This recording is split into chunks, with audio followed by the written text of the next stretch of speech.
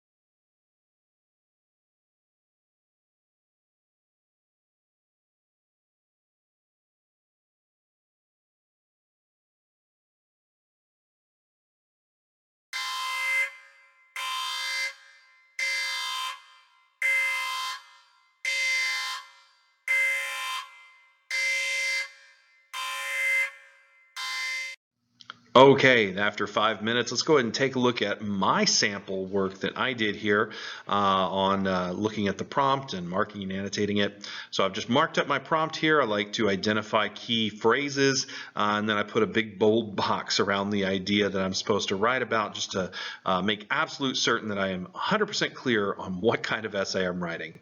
I'm writing an essay that develops my position on the establishment of an annual Buy Nothing Day. And if we scroll down the page, you'll see my brainstorming here. I just used a listing technique. It's one of my favorites. It's really simple. You just list out ideas until some larger ideas start coming to you and you figure out what it is you're going to write about. So here, I just divided my list into a for and against side because this is an issue that has two opposing sides to it. And I just started bulleting out some basic arguments in favor of. On the for side, a Buy Nothing Day would help people better understand needs versus wants, reduce frivolous spending, produce more empathy for those in need, help better understand where our goods come from, and so on, etc. On the against side, I started off with kind of the harms done to like economics, like it would reduce sales for companies, or reduce hours for salespeople. If it's in the service industry, that means a loss of tips that those people can never get back. But now that I think about it again, this is just about consumer goods. So let's go ahead and scratch that one out because that doesn't make sense. It's not about the service industry. This is about going 24 hours without purchasing consumer goods. It would slow GDP growth. Then I came down here to the problem, or to the end of my list, and I listed under against here that it's just one day, right? That consumers, to kind of make up for this, wouldn't they just spend more the day before, the day after? And so that wouldn't really have quite as big of an impact. And when I realized that, I kind of realized that these first few against arguments were also kind of bad, because if it is just one day and it doesn't have that big of an impact, then the economic impact is going to be quite small.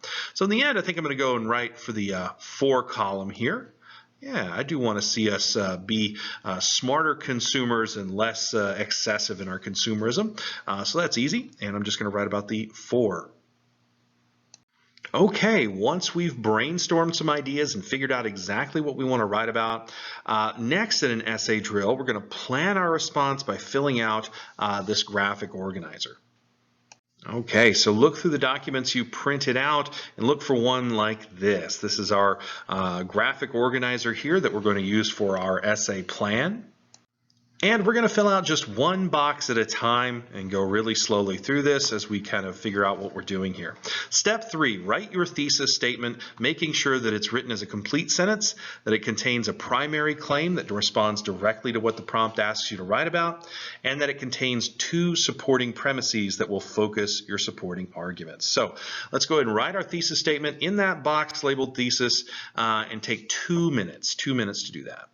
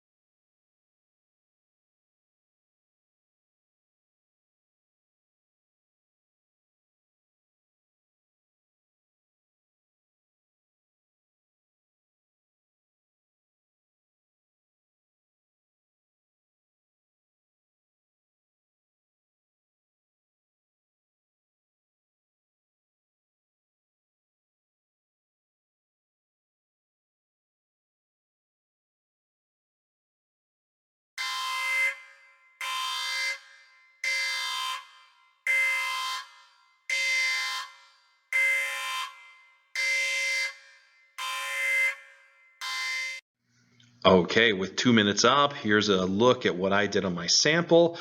My thesis statement says this: an annual Buy Nothing Day should be established because it could help educate people on both the human and environmental harms of consumerism.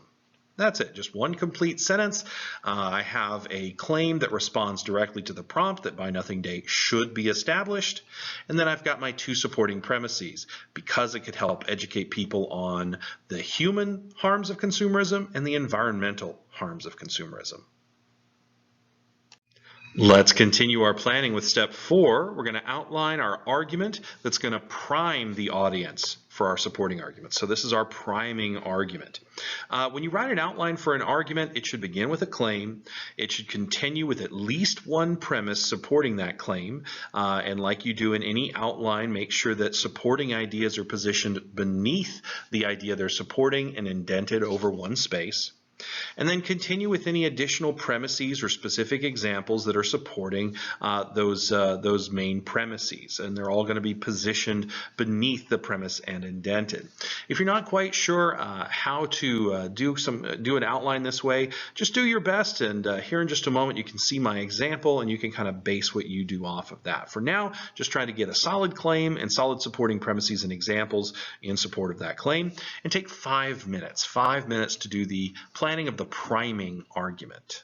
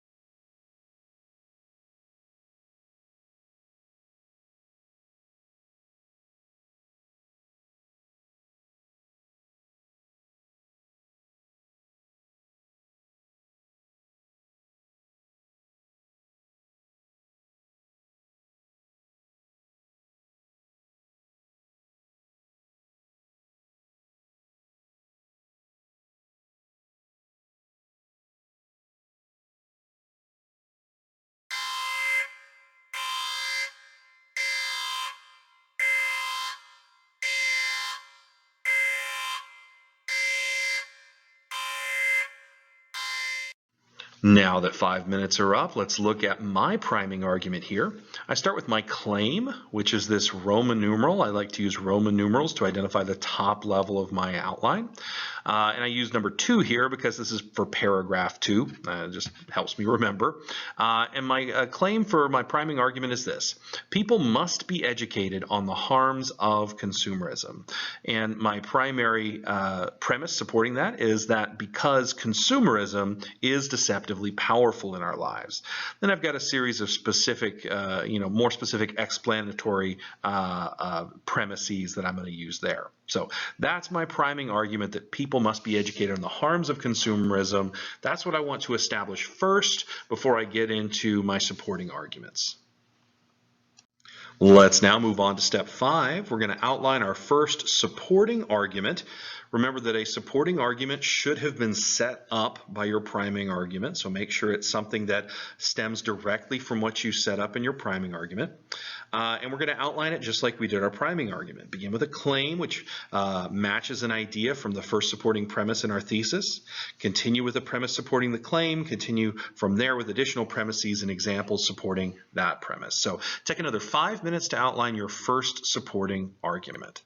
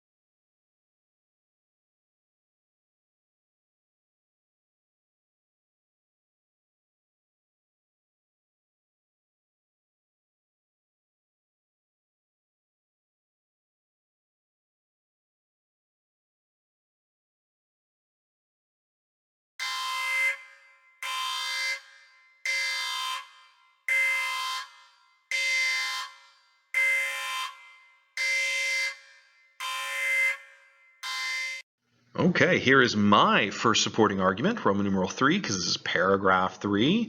My claim for my first supporting argument is this, that Buy Nothing Day could help educate about the human harms of consumerism. And I've abbreviated a lot of stuff here. Remember, these are just outlines. They should be phrases, not really complete sentences. Make sure your claims are complete ideas, but don't spend a lot of time writing complete sentences or anything like that. We're just planning. And I've got a couple of premises here. It can help us better understand the difference between needs and wants, and it could also help us better understand where the goods that we purchase come from, and then again, some more specific ideas supporting those.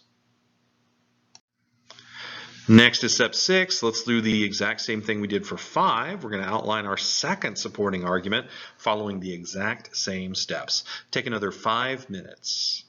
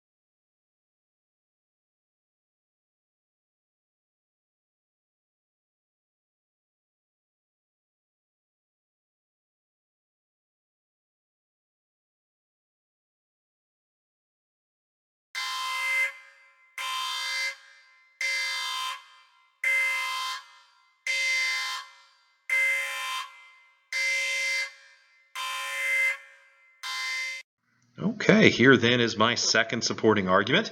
My claim, Roman numeral 4, that Buy Nothing Day could help educate people about the environmental harms of excess consumerism. And I've got a number of points that I'm going to make here in support of that, but they're all fairly short, so I think I can still do this in my limited time on the exam.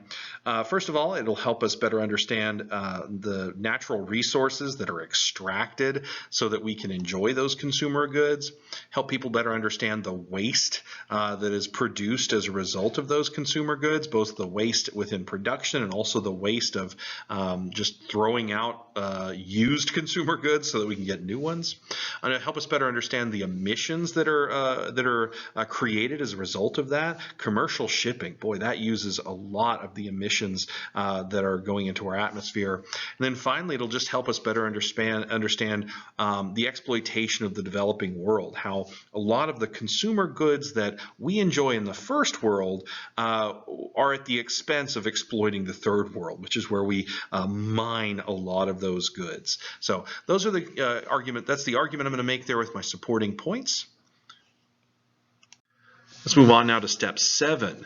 Now that we've written out our 3 arguments here, our priming argument and our 2 supporting arguments, I want you to look back through those arguments and look for anywhere that you can acknowledge the limitations of those arguments.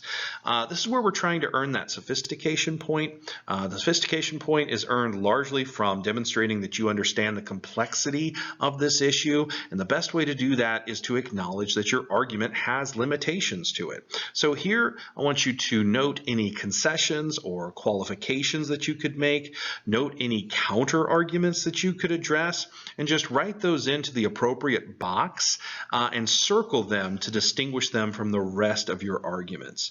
We won't take quite as much time here. Take just about 2 minutes to add in any concessions, qualifications, and counter arguments, add them into the appropriate boxes, and circle them.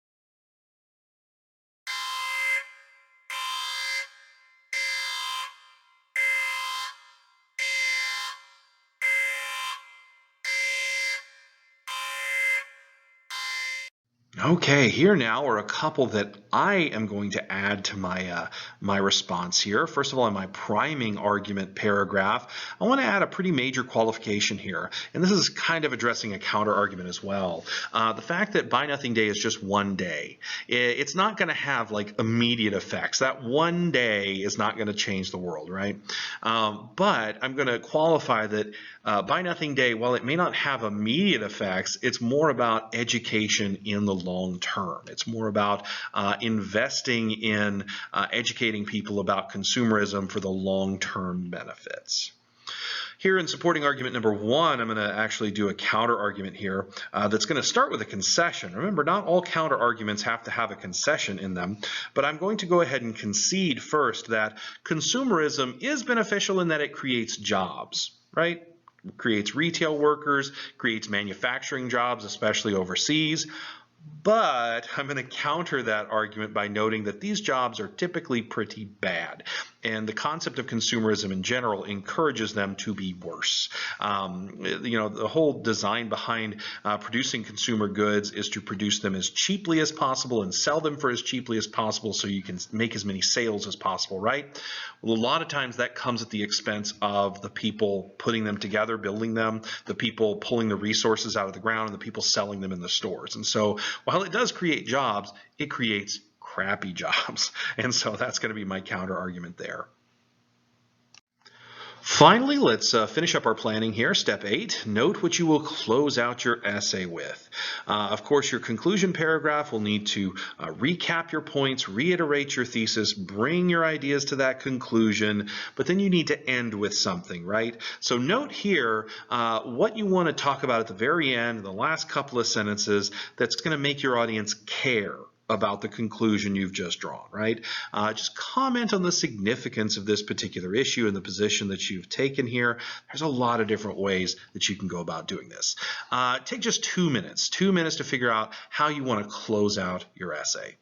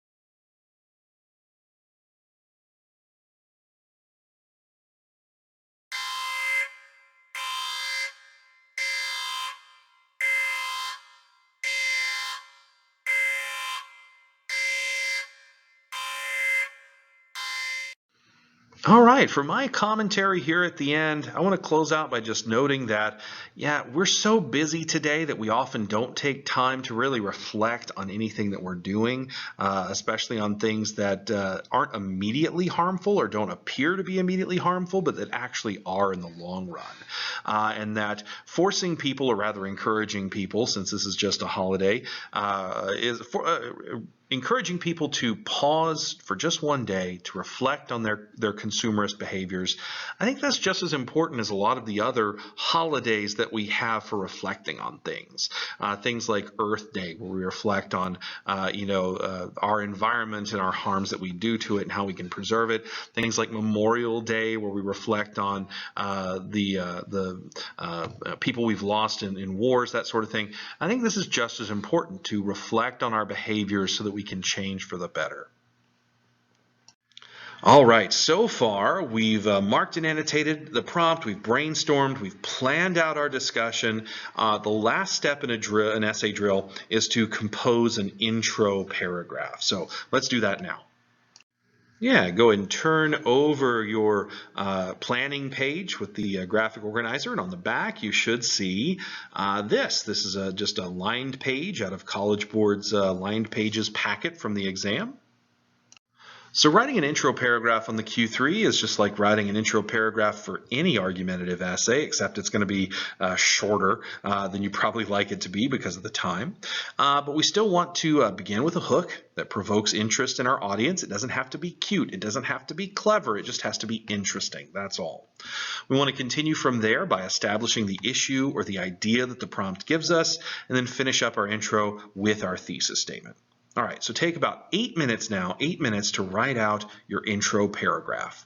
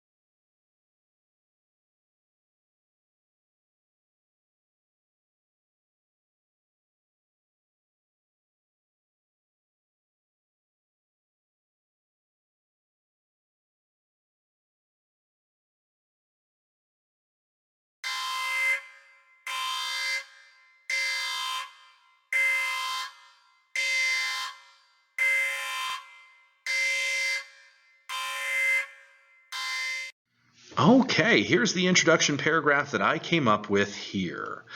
If Americans love anything, it's buying stuff. We have even invented holidays to celebrate buying stuff. Days like Black Friday, Amazon Prime Day, and of course, Toyotathon. Unfortunately, our love affair with consumer goods has created an unhealthy culture of excess, which has negatively impacted both society and the planet. To raise awareness of the harms of consumerism, other countries have organized annual Buy Nothing days, in which people abstain from purchasing goods for 24 hours. America should establish its own Buy Nothing Day because it could help educate people on both the human and environmental harms of consumerism. There I've started off with an engaging couple of first sentences here, and I use a technique here that I like to use on a lot of argumentative essays where I start with a short sentence and then explain it with a longer sentence. It's a real easy way to pique an audience's interest. Then I transition into what the problem is and identify what the particular topic is here, this establishment of a Buy Nothing Day, before finally getting to my thesis in the final sentence. Congratulations on completing your first essay drill of this review period. After each essay drill, it's a good idea to reflect on what we've just done. So at this time, go and reflect on your work by completing some simple activities and responding to some reflection questions. Yeah, you can just turn over your prompt sheet. Should have a lot of space on the back of that. Otherwise, just find any white space on the documents you're given, or feel free to use notebook paper. And here are your reflection questions. No need for a timer on these. Spend as much time as you need to answer them thoroughly. Follow all instructions. If it tells you to annotate something or highlight something, make sure you go back and do that. And respond to the questions in complete sentences. Remember, these are reflections, so there's absolutely no need to worry about things like word choice or syntax. Just respond off the top of your head very informally. When you're done with your reflection questions, unpause the video and I'll show you what I did, how I put my reflections together. Okay, so here is what my planning sheet looks like after the reflections. Question number 1 asked you to start by drawing some arrows. Drawing arrows for every statement, draw an arrow that points to the statement that it supports. And so for each bullet point, I have an arrow pointing up to the statement that it supports. And you'll see each one of my Roman numeraled claims in each of my 3 body paragraphs here, those claims all point to my thesis because they all support that primary claim in the thesis. Each of my lettered premises in each paragraph all support to the Roman numeraled claim because they're supporting that statement. And then finally, each of my Arabic numeral supporting examples and premises all support or point up to rather the capital lettered premises. And so it creates this nice little layered structure that kind of looks like or in my imagination looks like a pyramid with sort of my primary claim at the top, at the peak. There's only one of them I make in the whole essay, and then the base of the pyramid would be all of these Arabic numeral ideas that are all of the specific examples and specific explanations that kind of form the base of that pyramid. Okay, I also have on here all the highlighting that I did. Question 2 asked you to highlight all of the matching terms, and I had quite a few. That means that my essay is pretty darn cohesive because I'm using the same terms in my supporting arguments that I have in my thesis, and so that creates this unity, this cohesion throughout the whole essay. One other note here, I noticed that while doing the answering the reflection questions myself, I actually noticed that when I answered question number 3 about my priming argument, that the argument I make in my priming paragraph is actually not as supporting of my supporting arguments as I originally thought. And so that's why this reflection is really helpful, because I was able to go back and kind of see that, you know, arguing that people must be educated on the harms of consumerism, that's really an idea I covered in my intro. And so I'm really just rehashing something from my intro. And honestly, to set up the ideas that Buy Nothing Day educates in these 2 ways, I really need to argue first that a Buy Nothing Day, a day on which we acknowledge something or encourage people to acknowledge something, that can help educate about consumerism in general. And so I think if I had this to do over again, I would actually change my priming paragraph. And lastly, you can see that I've just kind of written down my reflection question answers here. Again, I just like to use the back of the prompt sheet or any white space that I can find in the prompt. All right, once you've finished answering all those reflection questions, you're completely done with this drill.